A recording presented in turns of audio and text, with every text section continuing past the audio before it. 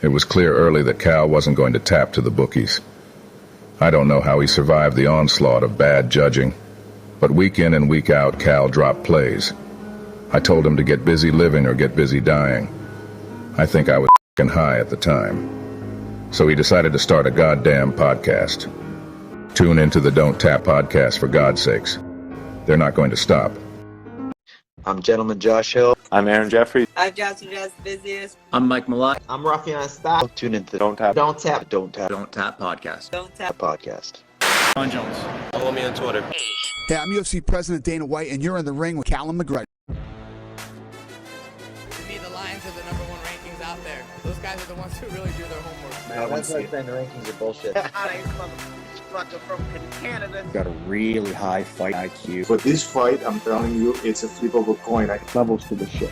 So many high-level guys. So like the line is crazy. Oh, there we go. Oh no, we're good. See, he's a pro. You are. We are on the tail end of the step back KO heard around the world. I mean, Sugar Sean O'Malley pretty much made his plays all the way along. He set up his fights. He held back when he wanted to until his contract was a bigger contract, and then he took a bigger, step up in competition. He pretty much called all his own shots, and the UFC was okay with it. And a huge part to his social media following. That's a big gauge for a lot of UFC backing right now. If you have a big social media platform, and I mean, he is sort of the second coming. They're saying, like, they're talking about all these other, Ian Gary and everybody else. If you ever want to see maybe a reincarnation, but not an exact one of Conor McGregor, I mean, you got to look at Sugar Sean O'Malley. As far as the star, he's the guy. An example though of UFC resumes right now don't mean what they used to in the past. Everybody's counting this man out. How many memes I saw of him smoking weed, kicking a bong, those type of shits. But at the end of the day, we talked about it. The same exact way O'Malley called a shot. We called our shot here in the podcast, told you what the script was going to be. Cheeto was going to win that fight against Pedro Munoz, even though the line moved a little bit, and Sean O'Malley was going to win that main event. We said Henry Cejudo was landing shots on Aljamain Sterling. Sometimes when you watch fights and you know the result of the fight, people get caught into watching the fight knowing already what they already saw. But when I rewatched that fight, it was more of just watch the striking exchanges. Throw everything else out of it. You already know Henry Cejudo loses. You watch the striking exchanges. This dude has a 7-inch reach disadvantage, and he was laying shots on him. It felt like O'Malley did have a puncher's chance, and that's exactly what we ended up seeing. So it's nice to see the Sugar Show roll, and had a nice little week last week, 4-1 on the picks, and we roll into this week. Dana White Contender Series hasn't been too nice to me, but we get PFL on a Wednesday night, so I think that's where most of my money is probably going to be on, is the PFL card this week for parlays. Yeah, and I mean, with what O'Malley did so well in that fight was he's able to utilize his footwork to really mitigate those wrestling entries. And when you're not getting a clean entry, then you got to work for it. And then he was getting to the hands, similar. They even referenced Leon Edwards against Kamaru Usman. It was exactly like that, getting to the wrist right away, but also not giving him those clean entries out of the gate. Right. And Aljo, although Aljo is a guy who actually doesn't need a clean entry as much, has been able to, get some scrambly takedowns and make it work for him, because he is a backpack guy, because he's willing to go to the legs if he needs to. I think that was the biggest thing. O'Malley, Damon Jackson pointed this out to me when I was talking to him. He was talking about entries and getting clean entries. It's so important with your footwork.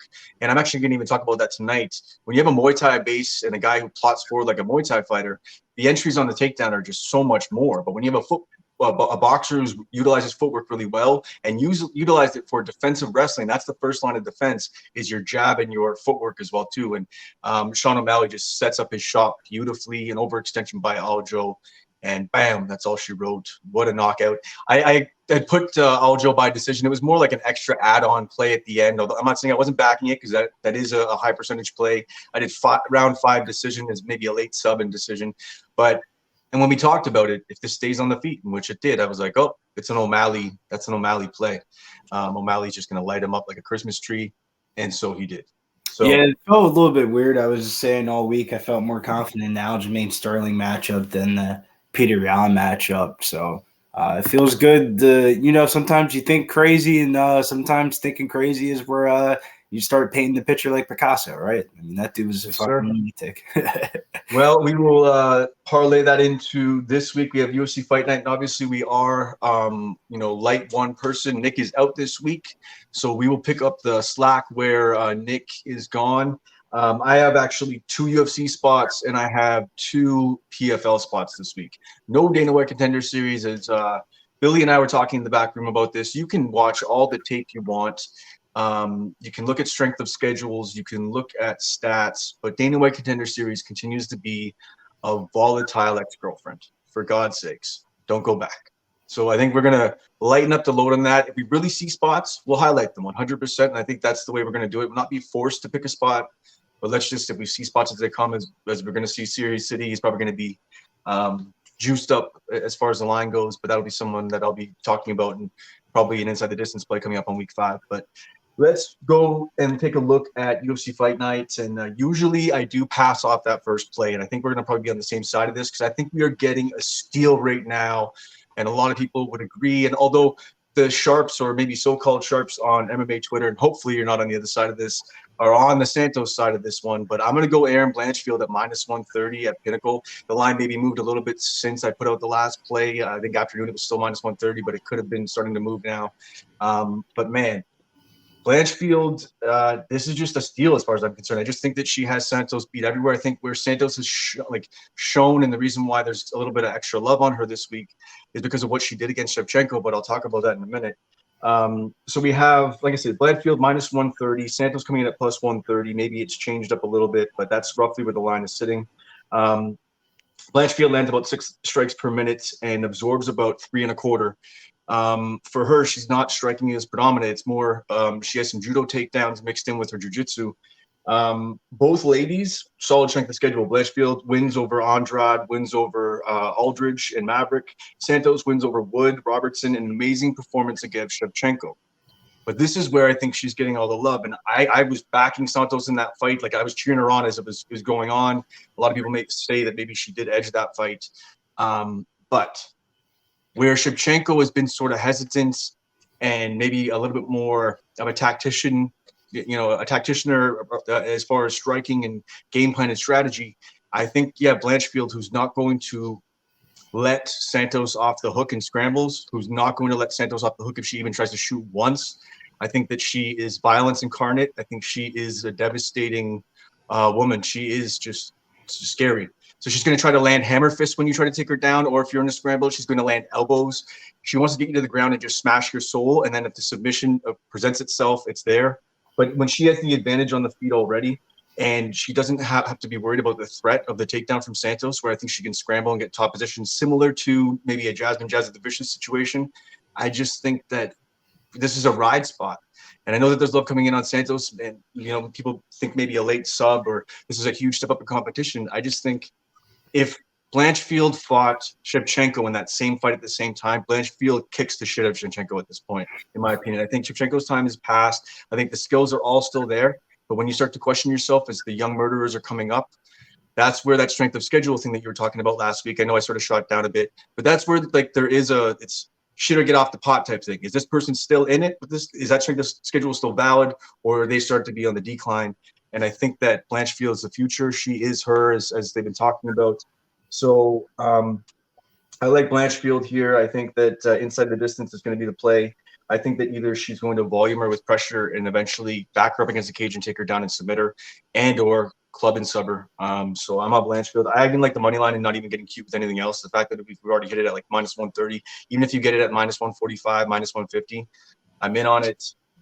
Aaron Blanchfield, she's an assassin, as Joe Rogan says. That is my early lock of the week. That is my play of the week. That is my money line play of the week. Billy Briz. Yeah, I'm right there with you. I mean, I love Aaron Blanchfield. Shouts to the Blanchfield crew out there. I'm a Jersey boy. Actually friends with Aaron Blanchfield's striking coach's wife. I thought you were going to say another lawyer, but keep going. Her striking coach's wife, she's actually really cool. She telling you, man, follow on the gram. She'll give you some good insight about the camp and all that. So that's cool. I like Blanchfield. I've always been a big fan of Blanchfield. I mean, more of a biased pick out of me, but I'll probably have her It's a parlay week for me, so I'll have her in a couple of parlays. But It's I a don't valuable know. parlay. Even if that line moves to like minus 250, I'm sort of in on it. I just think Still that just although Santos has a high amount of value, the matchup wise, I think it's wide. It should be. It's still women's MMA though, so that was Yeah. a red flag. Yeah. We have to be careful with that. So you're on the side with that. Is that one of your plays this week, or you? No, that's not one of my plays this week. Okay, I'll let you come in with your spot. Let's go.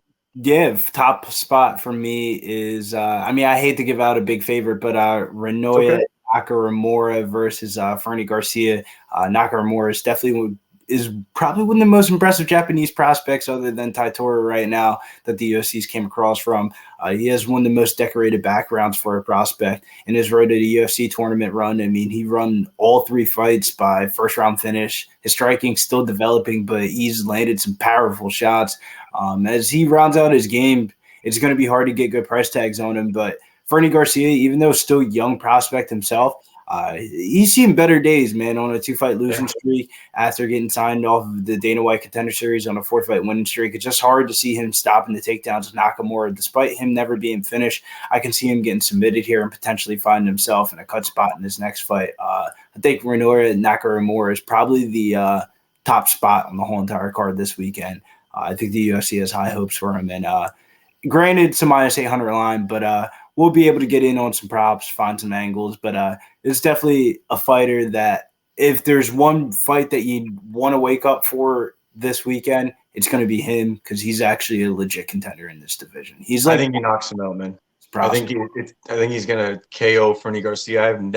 This isn't a spot for me, but you may make it a spot for me as you're making me look at it even more and more. I've never been a Fernie Garcia backer. I didn't even back him in his Dana White Contender Series against Weems. All right.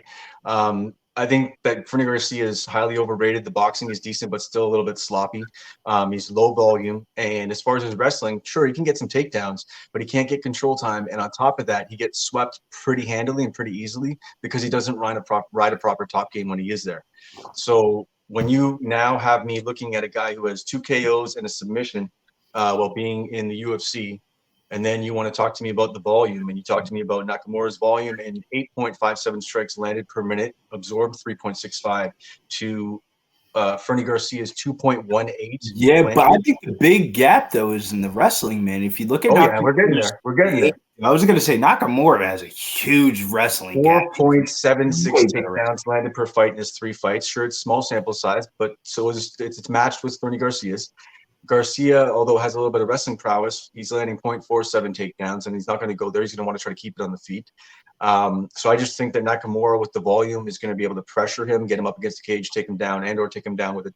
He'll even shoot a double leg in the open field. So, I'm with you on this one, and I may take a look at an angle on that one. Maybe Nakamura inside the distance is the play, because just in case a club and sub happens or he works a submission out.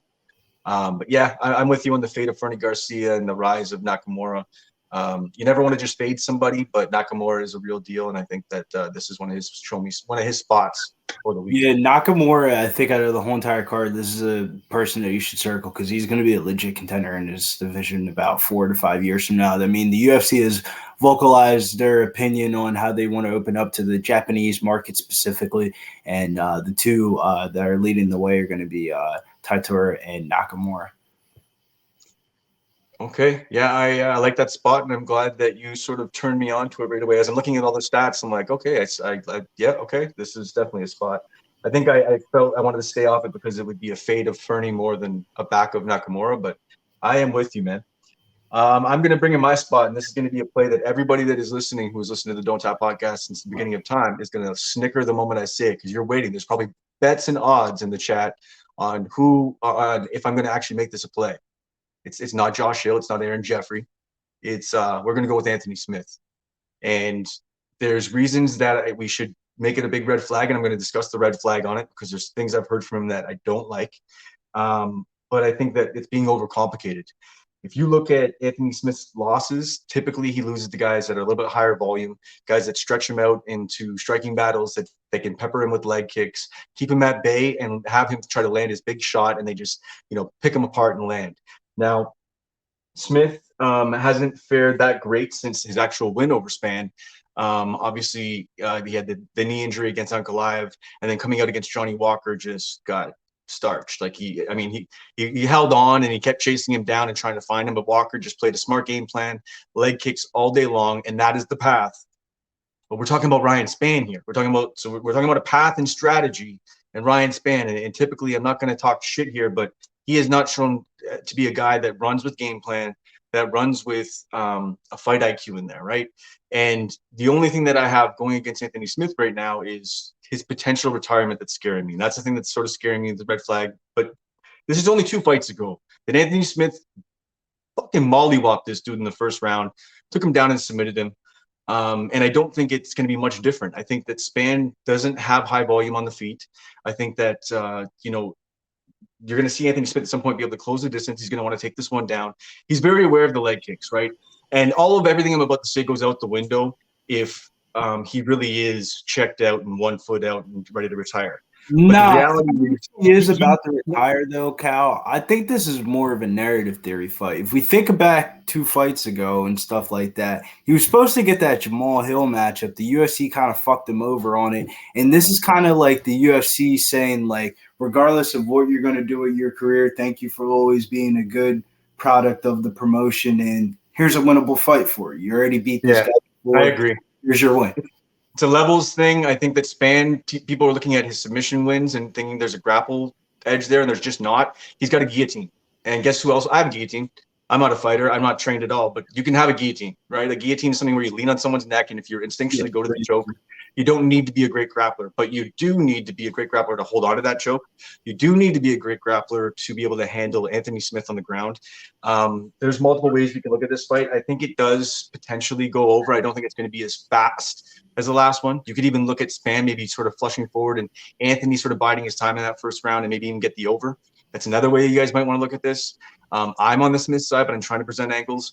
The only thing about Smith is the way he's talked on his podcast. I know that you're talking about, you're sort of fading what I was saying about the retirement thing, but he has sort of talked in ways like it's not that the words he's saying, it's the tone when he's talking about guys who are like on their last, it's just, it feels it, but I'm still with him though. I'm still with him, but I'm not going to. He does retire after this fight. Let's say something drastic happens.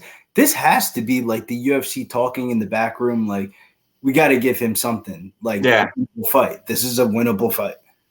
I mean, he could even win this fight and actually retire. I think that would be a beautiful way to do it. I think go in and starch Spann. And I think it's going to either be a takedown to a sub and or, a club and sub situation. But yeah, I'm glad you're sort of on the same side. I don't think it's that crazy. I've been taking some dog shots and then take some shit for backing certain guys, whether it's like Paul Craig being a Scottish guy. I know I referenced to bring that up. But even looking at GM3 last week, that wasn't a bad fucking dog play.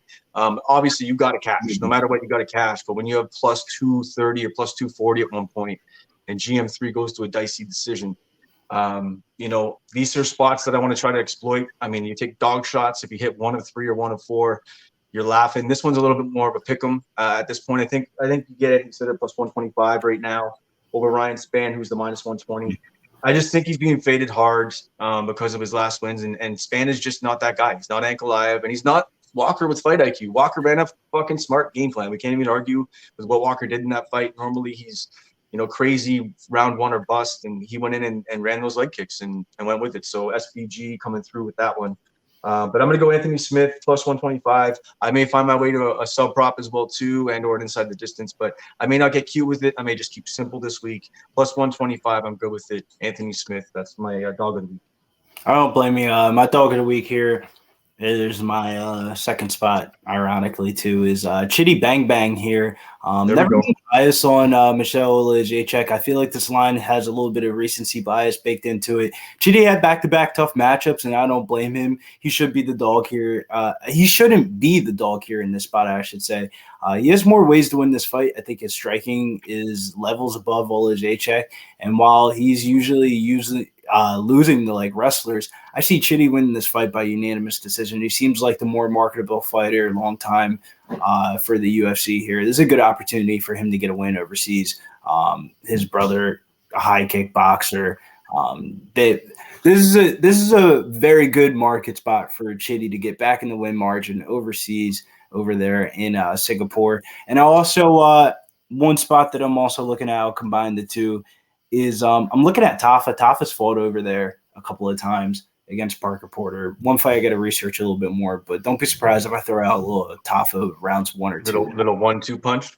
Yeah, 1-2 punch round. Yeah, I don't blame you on the Chitty, man. I've been back in Chitty since Dana White Contender Series. He was sort of faded as just washed out Bellator guy, but he is good in the clinch, man. He's strong in the clinch, and he's a strong guy. He uses his limbs well for leverage. And while he's not the best grappler, he also finds chokes with those long limbs as well too. Utilizes his elbows well, and at range, just calf kicks, teep kicks to the body. He's always constantly peppering you, making you feel that teep kick.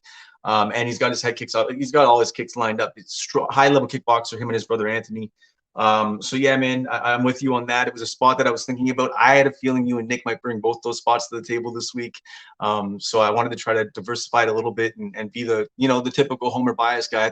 I knew Nick was going to definitely go at me for the Anthony Smith, but I'm with you on the Andrew Kawani on this spot. Yeah, that line makes no sense. Minus 125 and Michelle Ojacek being a favorite over anybody, especially his win condition strikes, right? Like his win condition is going to be either voluming you with moments or knocking you out. And well, that's valid. Anthony, I think, is much more of an assassin and much more of a sniper with his strikes. And then he presents a problem up against the cage, and that's where I think he might take this a lot of the fight and clinch work up against the cage and try to land some big elbows. So I'm with you on the spot. And what's that line sitting at? Minus 102. Yeah, and I mean it was sitting roughly hovering between plus 100, plus 110, was it? 105? Yeah. I mean, so it hasn't moved too crazy, which is okay. Okay, I'm going to actually, you know what? I'll let you get, because we're probably going to talk a little bit about PFL. I'm going to let you get any more UFC spots out of the way, and then I will jump into my PFL spot. Yeah, last UFC spot. It's been a while since we've seen Giga Chikadze inside the octagon. He had an 18-month layoff and multiple injuries and surgeries. While layoffs are usually a big concern for me, Giga has voiced multiple times his frustration with the UFC about getting a fight. So it seems like they're giving him a winnable fight, the right level of competition. The stars are lining up for him. He gets Alex Caceres here in this spot. Caceres is no slouch himself. He's been able to reinvent himself as he gets older. But him standing at range, I just see Giga landing the more damaging shots. There's two ways I see Giga winning this fight, either winning by knockout and putting himself right back in that conversation right before he left off, before that Calvin Kattar fight, or he just cruises towards his decision and he just finds the back of the win column. But seems like a really good spot here for Giga Chikadze at minus 250 for the parlay pieces. Because with the different events that we have with the PFL and the UFC card, you're going to have to get one or two of those minus 250s to 300 ranges, and Giga Chikadze is definitely one I'm looking at. Yeah, you got. I was actually looking on the other side of this, and I was trying to find an angle that may be a sub. I was trying to find a sneaky prop, and you'll be very happy to know that I didn't find it. So the one thing that I think Caceres, presents is the southpaw, a little bit tricky on one side, but he's got his karate style, which isn't always damaging. It's more of a perfectly placed shot, and Giga doesn't need to necessarily always land everything perfect. And if you're a southpaw, then he has a shot wide open to your belly just the same way you do. So if he lands a big shot to the belly, that's going to be wide open for him. At the same time, if you look at it, I tried to see if we could see Caceres take this to the ground, and there's never really been one fight where he's been dominant trying to take guys down. I think if he committed to a wrestling game, I think this is a totally different potential fight. I think you could maybe look for a sub prop, but typically Giga doesn't really get taken down for long periods of time and or taken down at all. And it's just, I just don't see it really landing on the ground and landing on the ground for any length of time. I don't see Caceres committing to that. If he does get it to the ground, offshoot, scramble situation or whatever it might be. But I kept, every time I tried to find, because Caceres is always the guy that screws you. Caceres is the guy that's been sticking around forever. And when you back him, you cash on, going with the savvy vet, the guy who's been around from time that finds ways to win. I just don't think this is his spot. I think he's going to get starched on the feet. I think that's where it's going to, predominantly stay. And although he is a little bit more defensively sound than Giga, Giga's just more powerful with his strikes. It's just a different striking style. So give me Giga Chikadze in this one as well too. I'm going to back you on that one. I just don't see Caceres really getting to a sub. I think that's his only win condition. If he gets in range closely to try to land a magical elbow or whatever the hell he wants to try to do to close this fight out, he's just going to get beat up. So I'm with you. Look, just a really good matchmaking for the UFC to get Giga back on the roll. They kind of really wanted him to beat Calvin Kattar, but that fight wasn't a rigged fight or anything like that. That was actually one one of those fights where there was purity in the sport, and Calvin Kattar showed that he was just the better man that night. So I think the UFC is trying to get him back in the win column because they really like Giga Chikadze a lot. It's funny that you mentioned Calvin Kattar because he's sort of the measuring stick for my PFL main event conversation. So I'm going to delve into a little bit of that. I need to stop using that word, the most douchey word in the world. To delve into something. Yeah, I mean, I don't blame you, though. I mean, the PFL card definitely looks like some good money spots on the card. Me personally, I hate to be chalky, but some of the favorites are looking like they're in really good spots. So Alexander Pagande, he's minus 1,000 over Sean Stefani. While Alex Pagande has been one of the guys that they put on these showcase fight cards for them in the beginning of the cards and stuff like that, he's yet to get that real signature knockout type of viral video type thing. So I think this is the spot for him to really get that next push to the next level, to probably where we're going to see him in the actual regular season next year. And then we also have Magomed Karamov minus 800 over Solomon Renfro. That line's a little bit wide, but I don't think Solomon Renfro is about to be Magomed Karamov ready. No. And I mean, that's maybe more minus, well, whatever. It doesn't matter what it is. That's no. And then we also have, what's his name? Walsh, Muhammad Ali's grandson. He's minus 1,000. They've been trying to build him up, get his career going. I think he's in store for another knockout. So that's another favorite that you could probably put on like a weekend parlay. And so there's a lot of different ways to attack the PFL card. But then we get into the main card, and the main card fights are actually really interesting this week. We also have Sabu Sai versus Carlos Leal. That line's coming off that beautiful spinning wheel kick. What a knockout. That was one of the most beautiful knockouts ever. Carlos Leal's no joke, though, man. Yeah, minus 150, though, seems like a really good line for Sabu Si, though. I could definitely see him winning against Carlos Leal, while Carlos Leal, highly powerful. Size, just there's levels to kick. If you're going to stand at range against a kickboxer, you're just playing right into their game. There's so many ways they can beat you in that. Yeah, Leal's gonna have to close that distance and pressure him and try to get him up against that cage and keep him in and around there. That as soon as that distance get open, that's it. So, okay, I'll come in actually with my two spots. It actually is the co-main and the main event. I mean, first I guess I'll start with the co-main. We'll go with Olivier Aubin-Mercier. I didn't actually want to touch the line. He's sitting at minus 400, but I just think that Bruno Miranda, I mean, 16-3-0. You know, for him though, his 3 losses come inside the distance though. He's a guy that he's either going to lose, bang or bust inside the distance, and or, you know, win decisions or win by KO or submission as well too. Mercier has just proven time and time again that he's just levels above everybody. That's why he's a minus 400. The guy's stand-up is just so clean, so calculated, doesn't over risk, he doesn't do what Aljo did. Okay, that's what he doesn't do. He doesn't overextend and leave himself exposed. And his submission game is just top. I see a submission coming out of this one, but maybe like a club and sub situation, but definitely a submission coming out of this one. I think he's going to get taken down and finish that way. But I like Mercier inside the distance on this. We'll find out what the line's going to be sitting at. I know him sitting at minus 400. Not quite sure. We might get a plus, 120 out of it? Like, what's inside the distance you think going to be sitting at? Probably somewhere around maybe even odds, to be honest with you. I mean, I'm okay with that. I just think he's going to finish the show, especially because he's got 5 rounds to do it. Oh, no, he's 3 rounds to do it in that fight. So yeah, 3 rounds. Yeah. I mean, all the fights are going to be 3 rounds. Yeah, they're all 3-rounders. So I just like that spot. I mean, it's not really – it used to be death taxes and by decision. And although Mercier's talked about the end of his career and that he's done, I don't think he's a one-foot-out kind of guy. I think like if he's in there, he's going to go in there and put on a good performance and maybe retire.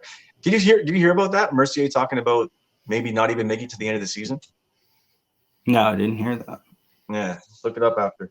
The next one I will go to is the main event. We got Clay Collard 23-10-0 coming in against Shane Burgos and 16-4-0. Right now, this is a pick'em minus 110.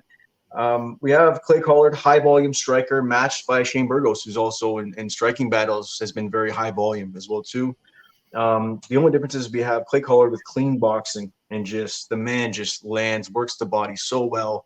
that doesn't bode well for first thing I'll talk about, which is Burgos' gas tank. He starts to fade later in fights. It's still there. It's not that he doesn't stick around in the fight. He can stick all the way to the end, but he just starts to fade and becomes a little more and more irrelevant as the rounds go on, if that cardio gets checked early. So I think body work is going to be a key thing for Clay Collard.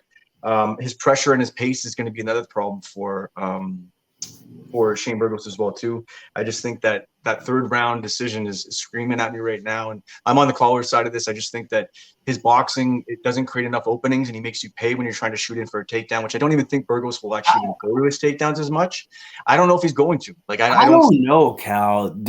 So I'm a huge Clay Collard fan. He's probably like my favorite PFL fighter that I'm a fan of.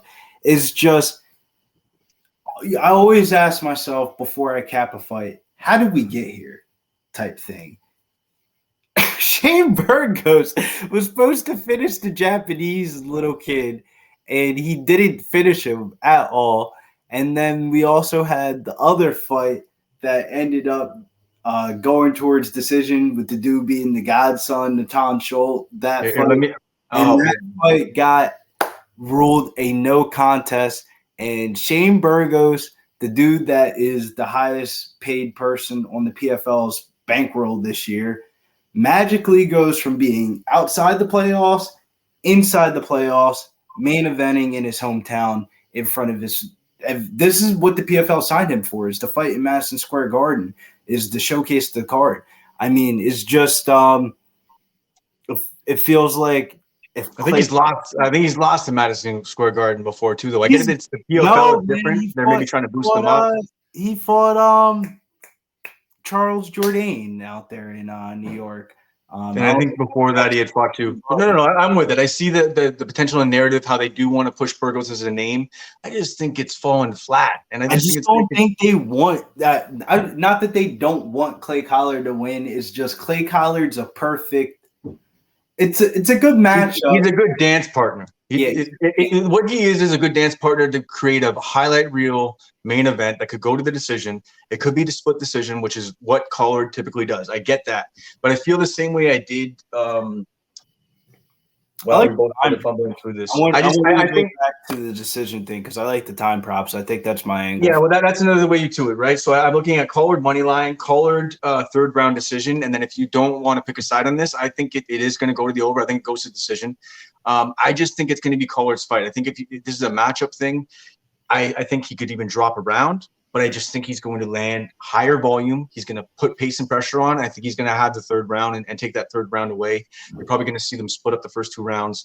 It's just one of those things. I just look at the matchup, and I have no faith in Burgos as far as he just sort of fades later in fights. He sticks around in fights, but he just typically, like you said, he should have finished that last fight. Man, we're fighting in New York. The dude just got put in, single-handedly got put into this main event spot by the promotion.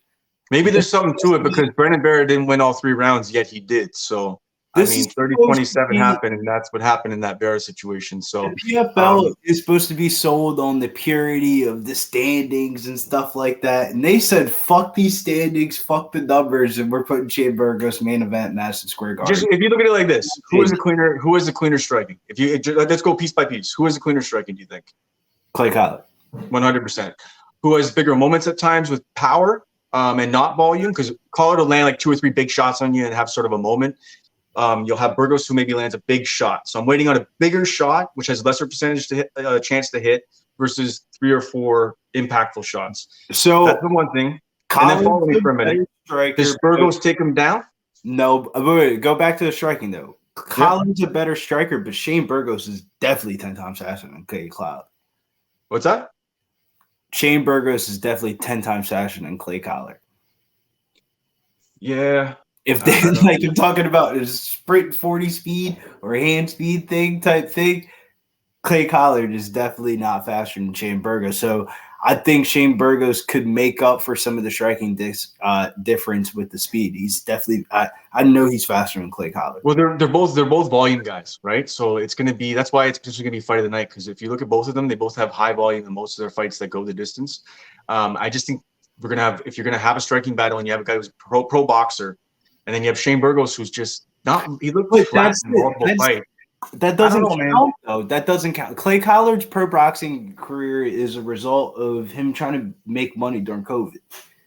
Like if anything, he's a wrestler. He was a wrestler. It's time spent striking, though, and the fact that is his style. That's his base. You can't argue that that's not his base. He's a boxer. He goes in there and he boxes predominantly, tries to stay on the feet, outpace and pressure you. And I just think that Burgos has showed a couple of chinks in the armor here.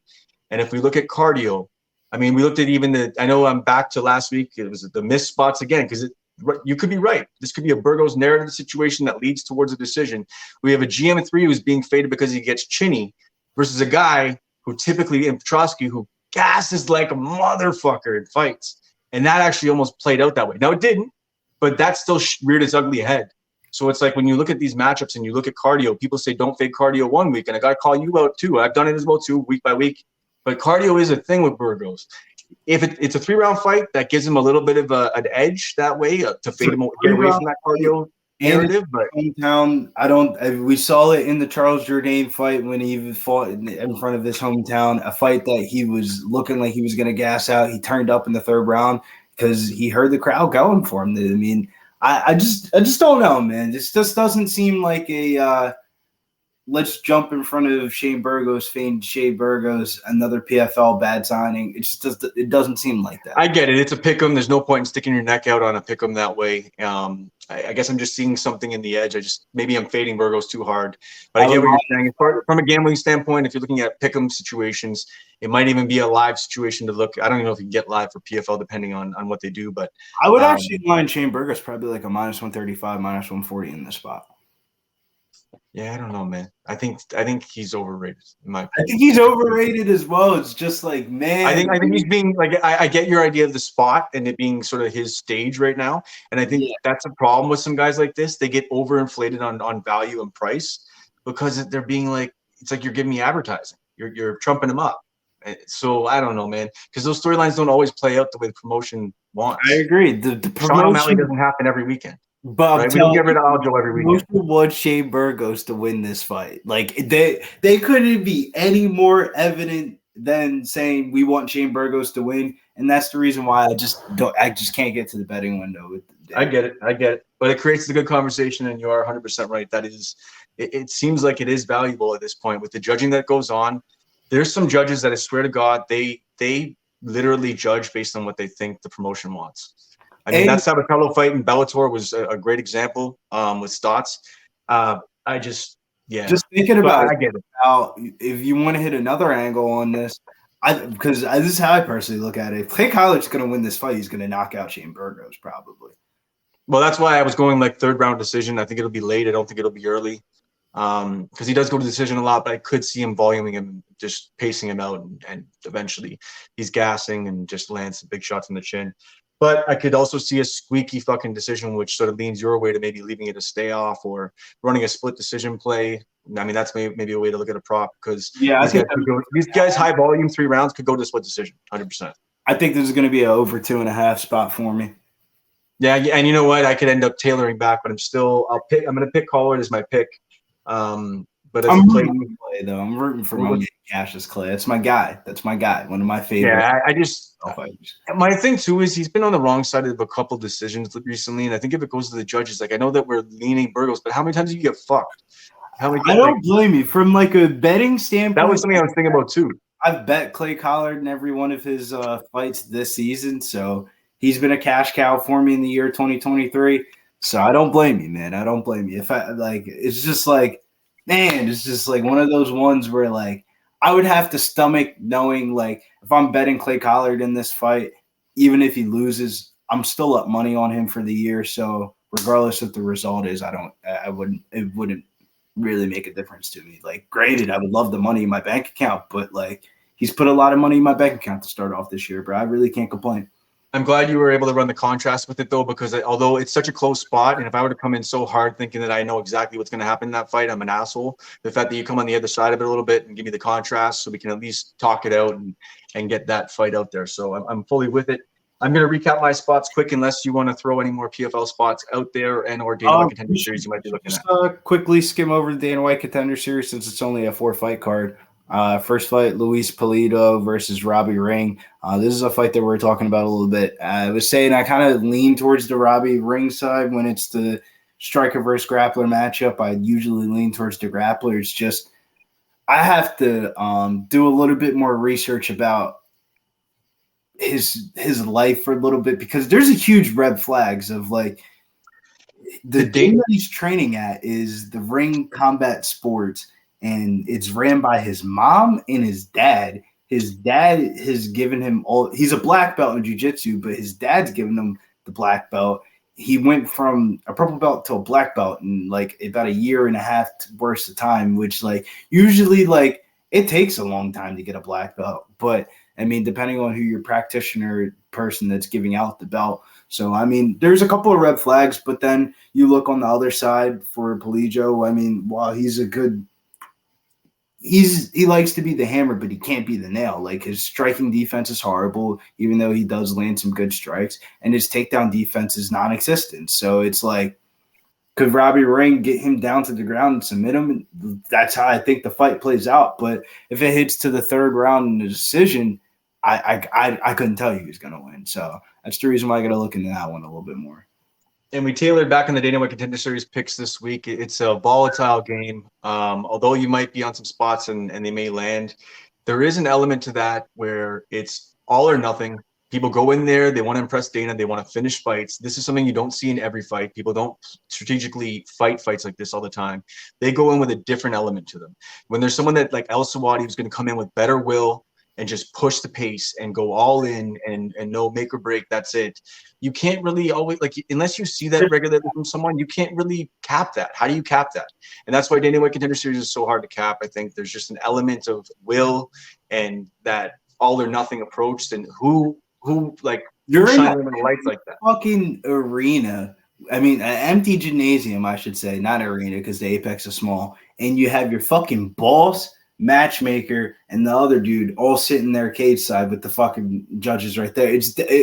It's one of the greatest television watches, because we're watching a live interview, basically. Honestly, like rarely in life do we get to see a live interview, and we're seeing people do live interviews, and sometimes people sink or fail when it comes to the spot, man. That's actually a great analogy, man, because how many times do you maybe not dial it in, but maybe run the perfect strategy to get through your day at work and just sort of do your thing and get done unscathed, and that's equivalent to somebody already in their career. But to get into the company, you put your best foot forward, motherfucker. That first person you meet is a gangster. So I actually, that's a great analogy for it, and I think that it's an extra element that I don't think you can cap.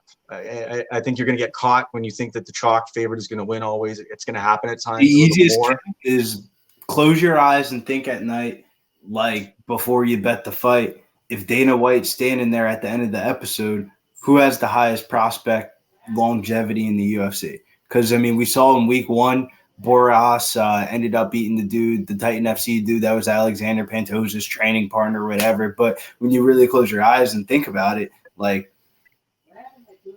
dude's a little bit old, younger guy. Maybe 7 out of the 8 knockouts that he had on his record at the flyweight division. You can't ignore that. I mean, certain shit like that. So some of these resumes, I think the biggest fight, the people's main event, is going to be Kayik Brito versus Oban Elliott, especially after what George Hardwick did for Cage Warriors last week. You're going to see a lot of money coming in. Cage Warrior fade. So I think it's a Cage Warriors fade, though. I might have to roll with Brito in that one. And that's a very real thing, man. Like Pattinson, like that's a real thing at this point. I mean, and that's the problem. Once again, like somebody's will is now put on display when they're in front of somebody who has the same killer. I need to get to this next phase. Versus on the regional scene, you may be fed a couple guys that are good, great attributes, but they're more sparring partners for you to get to the big show in the big organization, because the big organization wants to give you a couple feeding spots so they can push you as the guy who came from their organization, right? Well, to be honest with you, Dana White Contender Series is a product in itself, because you're really a lot of the times that we see the Dana White Contender Series fights, I mean, correct me if I'm wrong, majority of the times the Dana White Contender Series fight is harder than their first 2 fights in the UFC. Like, think about it. Like, trying to give you an example.